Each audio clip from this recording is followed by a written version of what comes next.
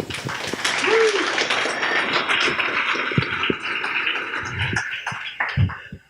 right, I'm going to just start with some thank yous. I'm going to concur with Robert on thanking the organizers. They even made a last-minute effort to help me accommodate my VJ-only laptop, and it didn't actually work. It's just for show, but it was a totally unnecessary effort. I had like two layers of backup plan, so not a problem. I also want to thank Skullspace and less.net for each playing a role. Less.net may not know this in the internet that we have here today. Jonathan's like, how is that even possible? Anyways, if you look at the addresses, you'll see you have a Skullspace address. And so, thanks go out for that. We got internet and live streaming to the internet all on a zero budget, so that's fun. And no permission was asked of anyone. All right. The about me part here is not really relevant to the subject matter I'm talking about, but I've got a whole hour, so just to spur a bit of conversation. My employer is the University of Winnipeg. I work in the library, and library has its own tech team, which is a luxury for me because it allows me to live on the edge, which means I maintain servers. I don't need to worry about the network. After lunch, I am going to be bringing a chess set. So if anyone wants a break from conferencing and wants to challenge me, go for it. And let's do this. So at work, I'm just going to go back into my bio that's in the program for a second. I say, okay, I'm a double threat. I do operations and I do development. And I didn't use the phrase DevOps, not because I have any problem with that, but in my career so far, I have not had the luxury of orchestrating operations with development. They've been kind of just two different things. And there's this analogy in IT that I only just learned about recently. I think it's pretty cool. It's that the old way of doing things is to set up servers as pets. They all have a pet name, and it's a real problem when it goes down, and you got to take it to the veterinarian, and so on and so on. Of course, the nicer way to do things is to make each of your servers cattle. And if there's a problem, you take it out back and shoot it, and life goes on. If you've architected things that way. But I'm still pretty much a pet herder. I got a few good things going. But there's also, if you don't already know, there's a middle ground. You can run your pets on top of cattle. So if the cow dies, the pet does hit the floor and goes offline, but you can bring you can have the cat come back pretty quickly from a new cow coming up underneath it. So you can do that with a lot of virtualization architectures just by having centralized storage. So you have a hypervisor machine, it goes down, and then but your virtualization storage is fine, new hypervisor picks it up, and that's kind of a way you can have a middle ground. And I've been exploring that, and you can spend a lot of money to architect things that way. You can spend a lot on a VMware license, and you can spend a lot on a fancy SAN gear, and I'm here to tell you there is an interesting alternative. On the software side, I recommend Overt, and if you want to pay for support on that, and Overt is free software, and you can get support from Red Hat, which makes over $2 billion a year providing support, and Overt's one of the platforms for that. And support from Red Hat is not going to be the same as relationship with VMware. The other thing that's kind of exciting now is there's, I'm going to use some buzzwords, there's hyper-convergence or software-defined storage. The thing that's got my attention on that is that you can take a bunch of commodity servers, no fancy storage gear. You can internetwork those commodity servers with high-speed interlinks, like 10 gigabit and faster, at pretty low cost, and you can cluster your storage so it's across all of those machines.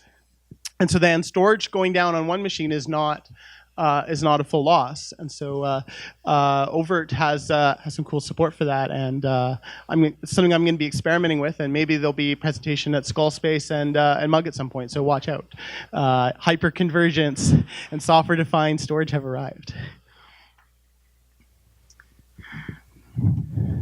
So who was here 2 years ago? Okay, so some of you might remember Mr. Trump was on this stage, and Mr. Trump said, paraphrasing, "Make America patch again." Anyone drunk enough to start chanting the hashtag? No, it's good. Responsible drinkers. So, patching, it should really be institutionalized, and I think I got 4 IT questions that should really actually be asked from the board level on down. They don't have to be technical. They're yes, no questions, and then the details are up to us. But from the board level down, these 4 questions should be asking: are we patched?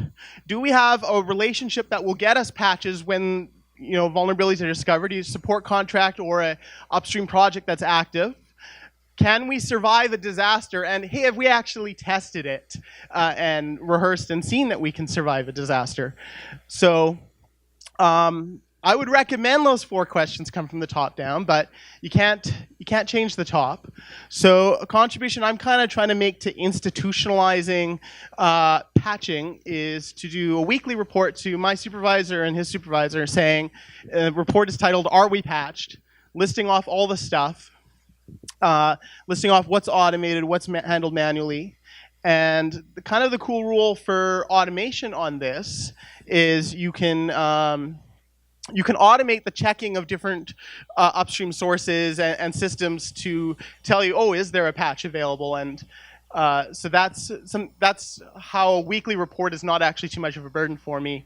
I just update what's new and update the executive summary. So that's kind of using development for operations, but it's not like orchestrating servers. So I'm not going to call myself a DevOps yet, but that's kind of the idea of putting the 2 things together.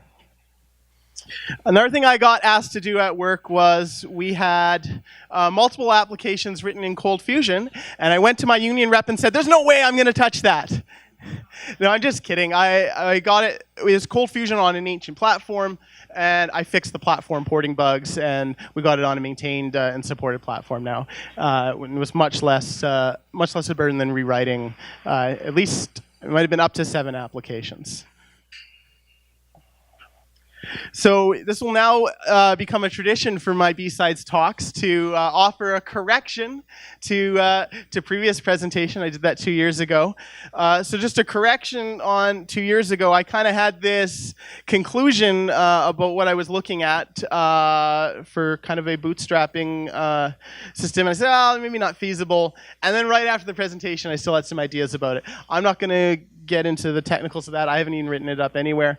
But if anyone on the YouTubes is watching and wondering about that stuff from 2 years ago, contact me and maybe I'll write some proof of concept code in a paper eventually. So that's like a correction without any details. Sorry. Style of the presentation today, I'm going to a lot of what I'm just going to be doing is just kind of citing cool stuff that is out there. So just a lot of name dropping. Hey, this is going on, this is going on. The advantage of that, at least, is you can kind of come in and out of this presentation and still get a lot from it. There's not a strong through line. And in many cases, I've put up QR codes just to kind of make it easy for people to, the slides are going to be up and people are going to figure that all out after the fact, any references they want to look into. But it might be possible to actually grab some of these QR codes with phones live in the audience. So it's an optional thing if you want to try and collect them all instead of paying attention. That's available as an activity while you're stuck sitting here. So another thing I cited 2 years ago was Joanna Rutkowska saying Intel x86 considered harmful. And I was providing some pretty bleeding edge stuff at the time because she just came out with her paper October 27th, 2015, and then it was mid-November when we had BSides 2015. So it turns out it was definitely something to worry about because just this past May, we had this vulnerability come out involving the Intel management engine, which you may recall or you may have heard of. This is a separate chip that's part of your chipset that goes with your Intel CPU. It's its own CPU. And it's the ultimate backdoor. In fact, in the corporate case, it's designed as a backdoor to be able to do different kind of remote operations, even when a machine is turned off. And it's completely proprietary, and people haven't been able to audit it much. But major vulnerability was found, and it's a lot of gear that needs a firmware update that might never get a firmware update as a result of that. And upcoming, more on the Intel Management Engine. If you can get yourself to Black Hat Europe in December, there is a how to hack a turned-off computer or running unsigned code in Intel Management Engine. So this continues to be a fruitful area for people who look into it. All right, let's take a step back. We're talking about bootstrapping. When people first started using this term in computing, they were actually kind of trying to refer to something, literally, bootstrap is like, at the top of your boot. Literally picking yourself up by your bootstraps is an impossibility. And there's two things in computing that we're concerned with today that are kind of bootstrapping. There's turning a computer on is, you got to start with something that can load something more, that has the capability to load something more, and so on. So that's booting bootstrapping. And then there's also build bootstrapping. Okay, so you want to build a tool. Well, that tool was built with a tool, and that tool was built with a tool, and so there's that whole build heritage if you go back. So let's talk about powering on an x86 computer running, maybe running Ubuntu. I've got the waterfall here to try and tell you guys this process. If you way oversimplify it, you're thinking it as a waterfall, and the thinking is wrong. Because if it's a waterfall, after each step is done, it's done, right? And you're never going back, and there's no relevance about the earlier stages. And that's wrong in booting for two reasons. Reason number one is that the things that happen in the earlier stages of the boot, they have the ability to taint the subsequent things in the boot. So it's not like you're completely done with the effects of the earlier stages if there is some tainting carried on in the booting process, which could even be, you've been thrown into a secret malicious hypervisor. Oh, and then we're booting your next stage in that. The other reason this is wrong, it's kind of well covered by this diagram that I stole from another slide, citation coming in a moment, is a lot of this stuff that you think isn't there anymore, once your operating system loaded, is kind of still there. So if we just kind of go back to basics on the old x86 manual from like the 386 onward. Okay, so ring 0 mode is doing programming on the processor where you're directly addressing memory. The addresses are they're the actual physical addresses, and that's where you run your operating system kernel. And then if you're in ring 3, you've got your MMU, I forget what the acronym stands for, Memory Management Unit, of course. You got your MMU mapping a virtual address space to a physical address space, and you're really only playing in that sandbox, and you're under the command of the kernel in ring 0. Okay, and now we've got lots of virtualization happening, so you could call that ring -1. And if that was the end of story, that would be great. But there's other things that can still be going on that you could call ring -2 or ring -2.5. So system management mode is an interesting one.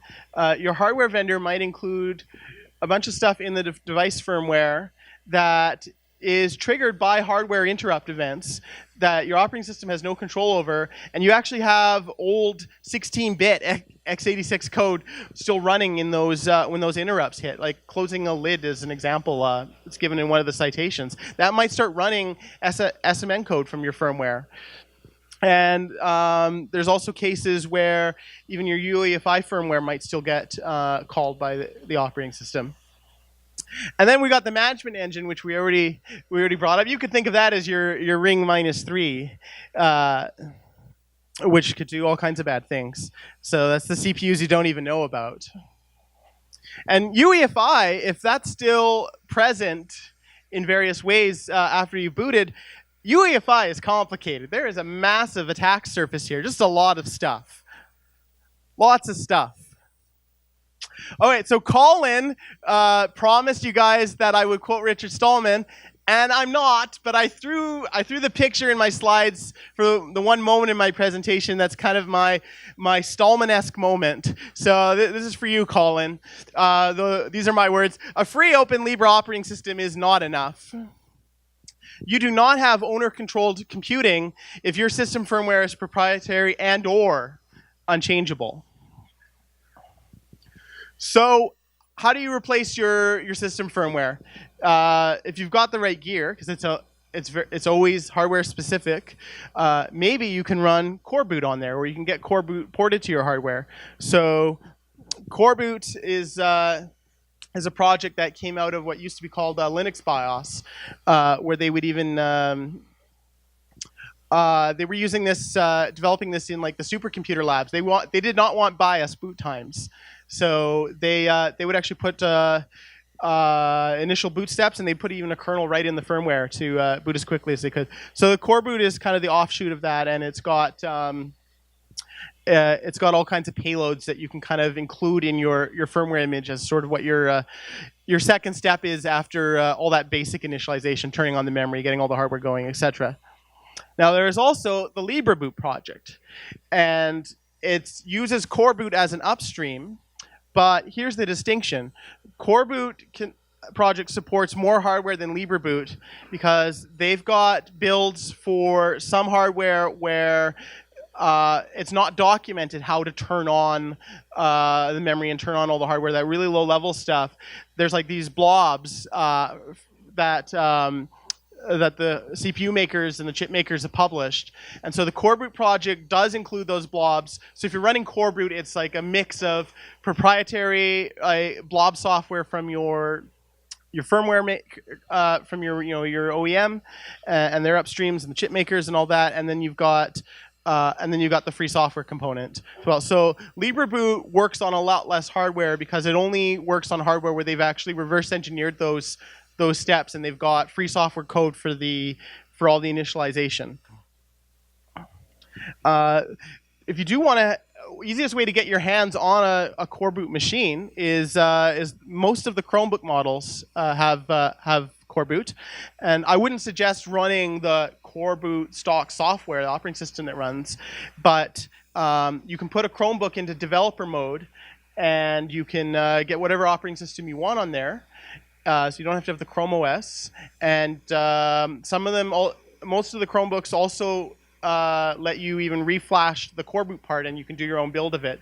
In some cases, there's like a hardware, you have to open the case up and jumper a pin or something. But they've made it so it's it's somewhat user ownable and controllable. You might just have certain parts in your Coreboot there that are proprietary for the initialization and stuff. This is something that's really new. These folks, Ron Minnich from Google and a bunch of other folks, they're saying, okay, there's hardware that we're working with. We can't get Libreboot or Coreboot on it, but we want some of the advantages of that. And what they realized is, so the E in UEFI is extensible, but I don't want extensible. So they want a boot process that's just as simple, that just does the booting they want it to do, that doesn't have that huge attack surface with all those options for how you do your booting. So what they're doing is they're stripping down UEFI. They're working with some of their vendors, and they've got like the UEFI code for some of the initialization, and then they take over with their NERF stuff. And this guy, Ron Minnich, has a nice presentation that's available as well. So does anyone remember Dmitry Sklyarov from like many years ago? Does that name ring for anyone? Okay, well, I remember. He got arrested going, I think, to DEF CON in the United States because while in Russia, he wrote software that could break ebook encryption, and the U.S. gave him a bunch of hard trouble. Anyways, he's still in the technology field, and he's done what some people thought was impossible, which was doing analysis on the Intel Management Engine firmware It's actually really difficult. It was difficult for two reasons. One, on the older, up until the newer version, they had an architecture that people are a lot less familiar with and don't have the same tools for reverse engineering. It was called like the ARC processor or something. And the other thing is they had all kinds of funky ways that they were encoding instructions for the management engine, like Huffman encoding and all that stuff. But people have been figuring it out, and Sklyarov figured out that if you've got a 6th generation Intel, it's the Skylake and later, it's management engine 11 and later, and they switched that separate processor that's on your chipset that kind of owns you, they switched it to x86. So what is Intel using as an operating system on this thing? It's Minix. So Minix is an academic operating system developed by a guy called Andrew Tannenbaum and others. And it actually, way back in circa 1990, Minix was inspiring Linus Torvalds. He was learning a lot about operating system design from it. And then when Linus started his own project, he had a famous flame war with Andrew Tannenbaum about what's the right way to design operating systems. And the Minix has continued to be a thing. They actually released it as free software in 2000, and so yeah, it's a great tool you can use for education, or if you're Intel, for having this thing that's behind the scenes of your users. So I've got to congratulate Andrew Tannenbaum with the number of Intel chips that have now shipped with this. I think 2017 was the year of the Minix desktop.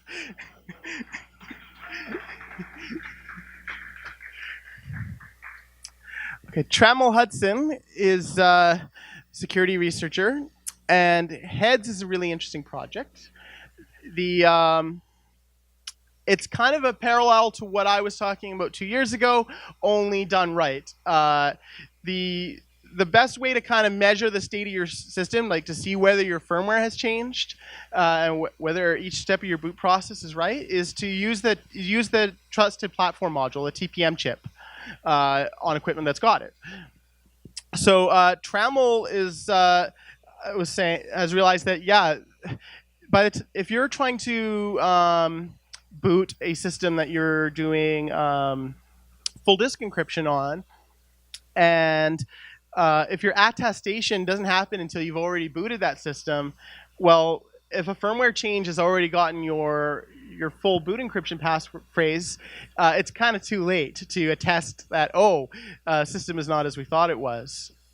And so he's integrating attestation using the TPM at a really early stage in the boot. He's got heads as like a payload for core boot. So if you can get core boot on a system and get your hardware initialized one way or another, early on in the boot you can have the head stuff take over and use the TPM to validate that the firmware hasn't changed at least, and to unlock things like full disk encryption stuff based on how that's going. So there's some links. Sorry, no QR. Another thing that's really awesome is the Free Software Foundation has a certification program for devices that are entirely respectful of you and your freedom to change your equipment and run whatever software you want, and so on. So the laptops and the motherboards that are here, they all run Libreboot. So they are free software 100% in the firmware. And there's also a router, and the Luzbots folks have that's the brand name of a 3D printer that's achieved the Free Software Foundation respects your freedom as well. So this is a way you can kind of get owner-controlled computing, but you have to kind of go way back. These are much older x86 machines that you're dealing with, but it's a way to get Libreboot pre-installed. This gentleman, Nicola Corna, has done a lot of work on the Intel management engine. If they just try to leave the part of your firmware that has the management engine code, if they leave the whole thing blank, they found that a lot of these newer systems would either fail to boot, or some of them had like a watchdog timer that would kill them off if the management engine wasn't there after 30 minutes. So this gentleman has figured out for many different models kind of what parts you can write over and what parts need to sort of be left. And he's got it so that management engine's pretty neutralized in some cases, like very, very small amounts of code left running on it. And I really should have made this a second slide. There's some other people from Positive Technologies. They discovered that some of these newer Intel chips that I think where the management engine switched to x86, they discovered that the US government had a special request for Intel that Intel was happy to fulfill, which was, we don't want this management engine running in some of our important things. They have what's called the High Assurance Program, HAP. So the US government actually negotiated an option to disable the management engine for their sake, and Intel complied with it. And turns out it's, on some of these processors, you can enable that yourself as a way to get your the management engine disabled. So you too can have high assurance. So the folks at Purism are doing very interesting work. Primarily, they've been known for the laptops they ship, and I'm going to talk about those in a second. But also, just recently, they had a crowdfunding campaign to do a smartphone that'll run GNU/Linux, not Android, and have software and firmware that's that respects you. So their crowdfunding campaign was very successful. They needed $1.5 million. They got more than that. So that's going to be an interesting thing to watch. Okay, so they're more known for their laptops. They kind of realized, it's not very good that the only way people can get control over the firmware on their systems is to buy these really old laptops. I think it's maybe 7 years now. So they set out to do their own laptops. And one of the most critical things that they are doing is there's a feature called Boot Guard that is used by most OEMs now. What they're doing is they're using electronic fuses, or the concept of fusing on their chips. So it's a feature that Intel gives the OEM to use, and most of the OEMs are using it. And what the boot guard fusing does is it puts a public key hash in those fuses, and the system will refuse to boot if the firmware does not match those that public key. So essentially, a lot of the machines you can buy now, you cannot flash your own firmware, boot firmware on it. They will only boot patches from the OEM, revised versions from the OEM. And when your OEM says goodbye, that's the end of firmware updates for you. And really, I think my point is you should want to be able to get your own firmware there because it's such a critical part of the boot process. Purism at first, they were just shipping laptops that that had the stock firmware, that had a standard UEFI firmware, but they've been doing a lot of reverse engineering work. So that blog I've linked to is really fascinating on what they've done, and just recently they finally achieved kind of what they were aiming for. They got Coreboot working on 2 of their models. There's really only just a little bit of proprietary code for the initial device initialization, but there's none of that UEFI stuff, that big attack surface that I was kind of showing earlier. And they also have now taken advantage of the work that's been done on the Intel management engine with the neutralization, reducing the amount of code that's actually there, and that high assurance program from the US government for disablement. So they will be shipping laptops with that soon. And the only step left for them to achieve Respect Your Freedom certification would be to reverse engineer that stuff going on in Coreboot that does the device initialization. And all of their laptops to date, they've been selective about what Wi-Fi chips they use. So there's no proprietary blob that runs on their Wi-Fi chips. You run them with free software. Another exciting thing that's going on is there are people using system on a chip setups in the ARM world to to kind of build their own laptops. So the kind of open hardware work they're doing is with the publishing the motherboard layouts and the schematics, like showing how all the chips are connected together, and they're providing a lot of information about boot firmware on those too. I'm going to roll a video. Oh, I didn't connect audio.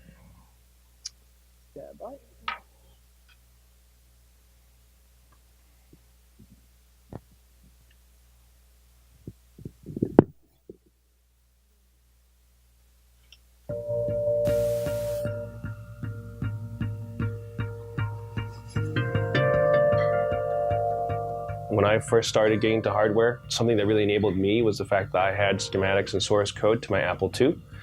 And I'm really excited to build a full open source laptop from the ground up with my own two hands. Everything from the circuit boards to the chassis to the operating system level. I'm a big fan of open hardware. A few years ago, if someone presented you a scenario where perhaps you're worried about your hardware being modified as it's being shipped to you, they would say you're crazy, you should have a tinfoil hat. Turns out that you're not that crazy. There's actually evidence lately that does happen. The latest revelations that have come out from Edward Snowden talk about a secret workshop that would install chips into computers. If you can't hack it, you don't own it. So the device has basically the kitchen sink in terms of slots and ports. It's got two Ethernet jacks, SD card, micro SD, micro USB even, a couple USB ports, serial, a high-speed expansion port for the FPGA, PCI Express, SATA, a custom power connector on the inside for expansion to a battery board, pretty much everything that a hacker would like to use.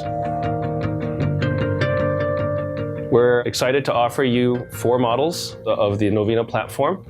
There's going to be a bare board for people who just want to have the hardware and do what they want with it themselves. There's going to be what we call the desktop version, which is a bare board in a case with an LCD, meant to be tethered into the wall. There's going to be a laptop version, which is the desktop version plus a battery and an SSD, so you can use it on the go. And there's also going to be an heirloom version, which is a beautiful handcrafted case.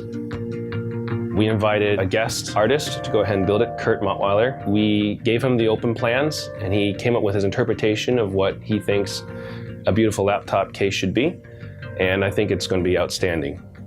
The hardware is ready for production, and if you like what we're doing and you want to see more open hardware tools, please back us on Crowd Supply and spread the word. If you back us now, you receive a Novena at these special campaign prices. Thanks and happy hacking.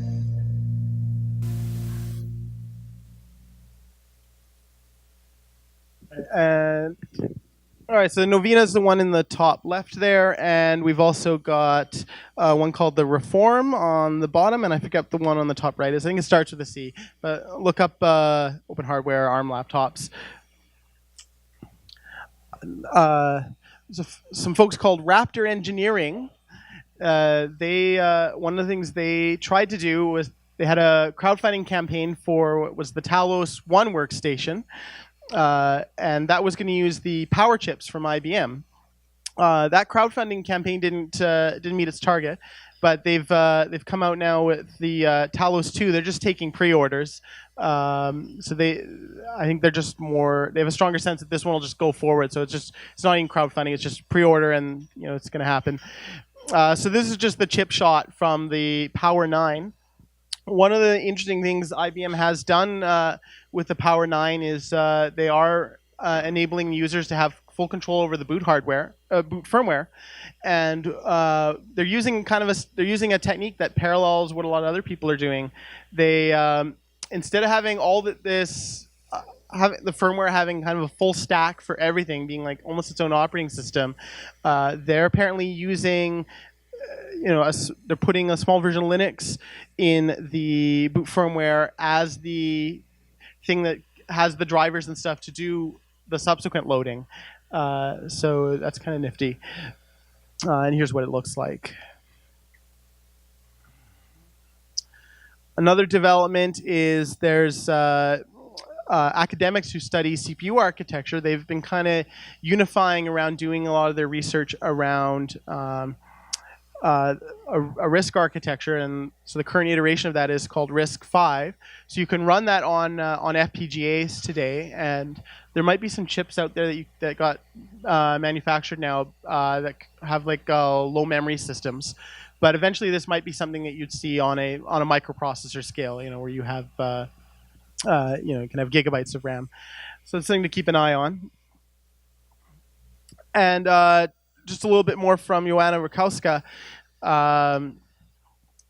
Another thing she put out after my my talk 2 years ago was this idea of state is harmful in that even just with the boot firmware, if you're kind of always relying on that and someone gets access to your equipment, they can write over it. And so she says, well, why not have your boot firmware just be fully externalized?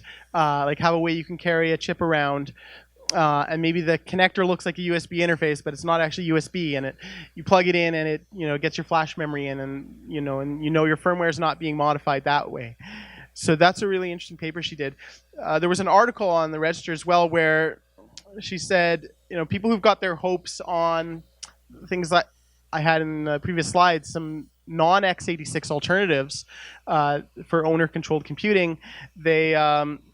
She says, well, ARM is maybe not the answer because, yeah, there's a lot of cool stuff on the hardware side that people are doing with these system on chips, but there's still concerns you should have about even just the performance of ARM chips, and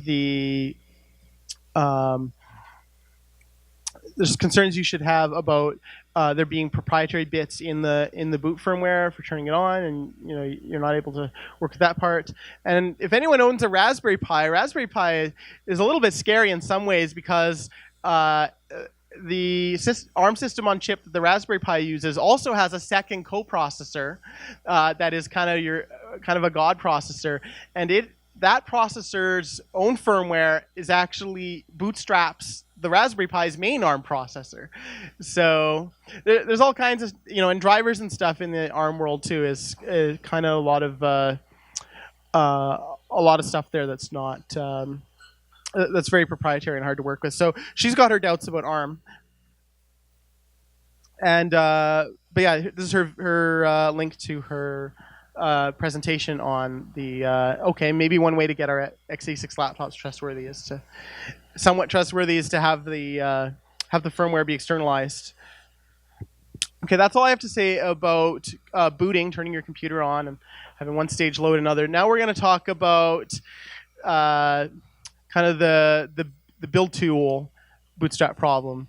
A build tool needs to be built by another tool, and that's a bootstrapping problem. And it raises the other kind of question here is, if you've got a binary and if you've got the source as well, how do you know that that binary actually corresponds to that source? The conventional easiest answer is if you built it yourself, then you know that source corresponds to that binary. But then that gets back to the question of, okay, but what was the build tool you used? And is that build tool taken? One interesting kind of solution in this space is, okay, have lots of people who might have different build tools or different sort of heritage of how their build tools were built, have it be built by different people. But an essential thing to have different people do the same build is your build has to be reproducible. So that the definition of reproducible is if you're using the same build tools and the same source, you end up with the same binary in the end. And it turns out that anytime you're building something complex, there's going to be all kinds of non-determinism in the build process such that you don't get the exact same binary after. And so it's been a very tricky problem. But people have been doing reproducible builds for a lot of different projects now. So that's some logo soup for you. And the Reproducible Builds project, they do a weekly report, and they're on 131, so they are moving along. and this is the progress of reproducible builds in Debian. The y-axis there, vertical, is the number of packages that that are now reproducible in Debian, where every time you build them, they'll build to the exact same binary in the end. And the green part is the ones that are reproducible. So as you can see, that's been up and up. And the x-axis is just time. It's this goes back to 2014 or something, and it's getting to be very nice today.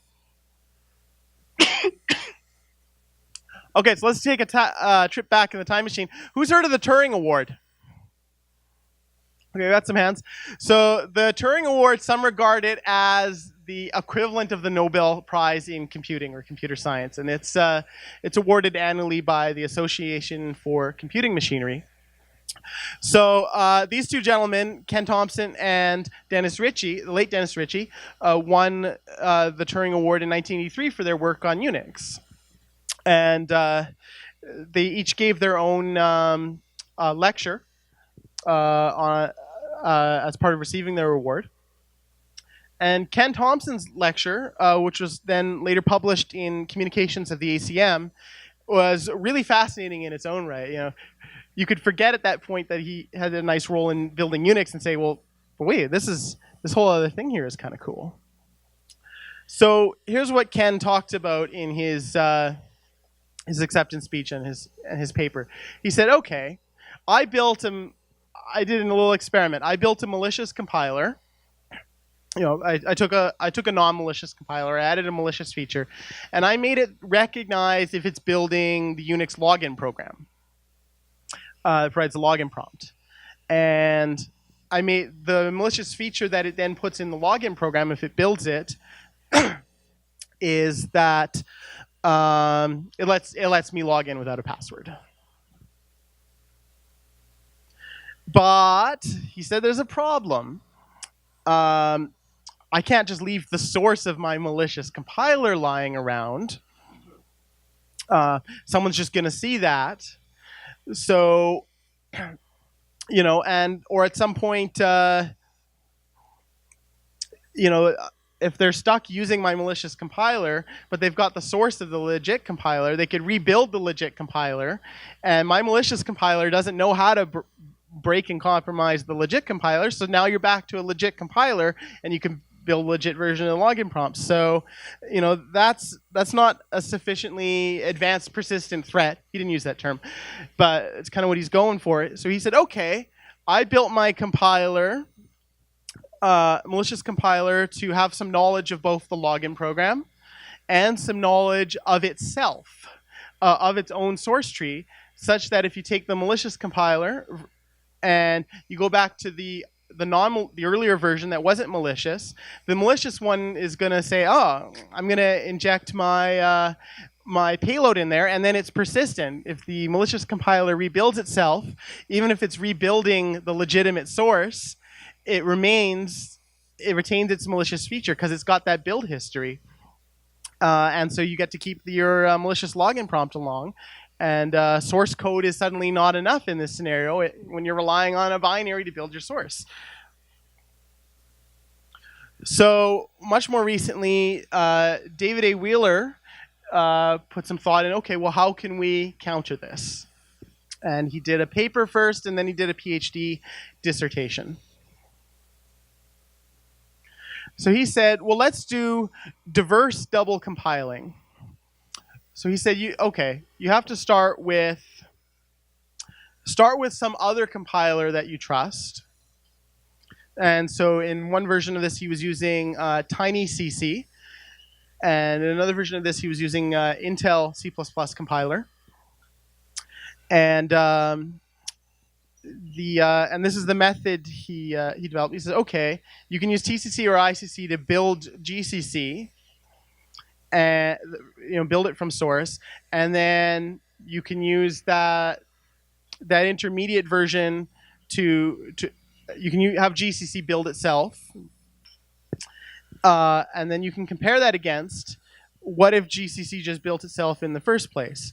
So in order for something like the attack that Ken Thompson brought to our attention to work, the results of this process would be that the two builds are unequal. So with GCC building itself, if it's malicious and it's inserting that self-propagating feature to keep it malicious, then the binary itself will end up being different. And Wheeler didn't just sort of do this hard example. He actually put a whole formal proof system together that this idea works. I'm trying to remember if I had anything else to say about this. How are we doing for time? Good. Actually, I've lost track of time. Are we done at 12:30? Or are we done at 1? 12:30. Okay. I can't believe I've been up here an hour. Okay, so I might unleash some trolls by trying to tell story number 3 from this book that just came out, 3 True Stories, Andrew Hagen. But I'm gonna risk it. So, who's heard of Craig Wright? Okay, that's not many hands, and so I think Craig Wright might be happy about it. I think he actually kind of wants to keep it that way. So maybe true, maybe not true, but here's what Craig Wright might have done. He is pretty much a mad genius from Australia, and he invented Bitcoin. He was the main driving force behind Satoshi Nakamoto, and he had a friend, I think, that helped with the communication strategy, and he needed help with that.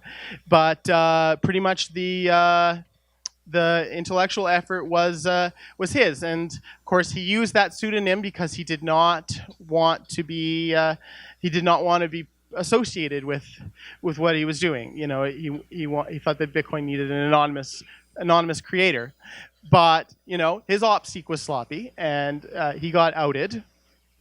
And it was about a year ago, and he actually fled Australia because he didn't want to deal with everyone knowing him in Australia and tax authorities and stuff. And he had this whole business plan to embrace it. It's like, okay, fine, I'm going to come out as Satoshi. I'm going to embrace it. And O'Hagan's role in this is O'Hagan's is a novelist and a journalist, and he got to follow this process going on with Craig Wright in the UK. So he got to be there in the room when they were having a lot of meetings. He got to interview a lot of the people involved. If Craig Wright made this all up, it was one hell of an elaborate scam and conspiracy, because there was if you read O'Hagan's account, it was there was a lot going on, and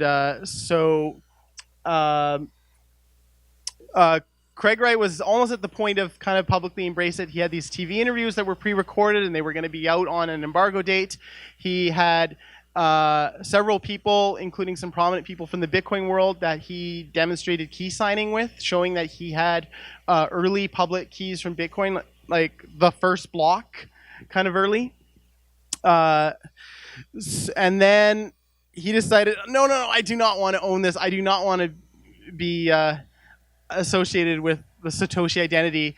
So he bailed on the whole process in a very interesting way. He put out this blog post where he pretended to kind of go through the machinations of using a PGP key to kind of tie him to the Satoshi identity, but it was like intentionally, at least that's O'Hagan's belief, that it was intentional. He used a completely bogus one, and he kind of brought the troll army down on himself. So anytime if you try to go on a forum and say that Craig Wright is Satoshi, there's an army that will tell you, no, he's not Satoshi, it's a scam. And maybe even Craig Wright intentionally brought on the trolls with the way he backed out of the process and made it himself look like a scammer. Craig Wright hasn't published any books that I know of. But yeah, it may sell Andrew O'Hagan some books, but O'Hagan didn't get to write the book he thought he was writing, which was going to be like a full biography and all that. He kind of got to just write his own account of how messed up the whole process was, and the first part of this book is kind of a parallel. He got all this inside access to Julian Assange, and that was supposed to be an authorized biography and all that, and that whole process got messed up too. So 2 out of 3 stories in this book are about dealing with difficult people. So my interest in this is not so much the truth of it, is Craig Wright a scammer or not, but there's a kind of an interesting academic problem that you can derive from all this. So Gavin Andresen was an extremely prominent Bitcoin developer. When Satoshi kind of bailed, he handed things off to Gavin, and so Gavin had his doubts about Craig Wright at first too, and then they had some private emails, and he said, okay, maybe I'm going to come meet with this guy. And in their meeting, the account is that Wright said, oh look, I can do these signings on my computer. And Andresen's like, wait a second, I can't just believe that because it's your computer. You have control over that computer. You could make it show me whatever you want. I got to do it on my own computer, verifying the signature. And Wright wanted nothing to do with that because he was trying to control the whole process. When the information gets out, and he's like, "Oh, I don't want it to leak through your laptop," and I'm not even sure I want to do this. I want to go public with this, And so they, after lots, this kind of went on for hours and lots of arguing, and they went out and they sent an assistant to a store getting a sealed laptop. And Andresen used that, and it was disposable. So all the state, right? Is state harmful or not? All the state was in this disposable laptop, and so Andresen verified the signatures on that and was convinced. And when the embargo ended, he put his blog post up saying, "Yeah, I'm convinced by this guy." So, and of course, one way you could interpret this is maybe Andresen is himself lying about what he saw. Or another way to look at it is maybe Andresen got scammed here, that the apparently factory sealed laptop was designed to compromise him. And if it was anything new, like OEM stuff these days, it would have had Intel boot guard only allowing the firmware to be updated by the OEM, and it would have had secure boot, which kind of ensures you're running an unmodified version of Windows. So it would have been a very sophisticated attack if that's what happened. And the reason I think it's kind of an interesting problem is, how do you get 2 people in a room and get them to actually agree and trust on a disposable computer? That's kind of the more general problem that comes out of this. And if you go back to my talk from 4 years ago, there's maybe a kind of a solution to this. If you can bootstrap entirely from a source code based process, and my time is up, that's you might be able to convince everybody, but it's too late for these guys. All right, so I apparently don't have time for HVAC questions, so I'll see all of you on the B side, and happy hacking.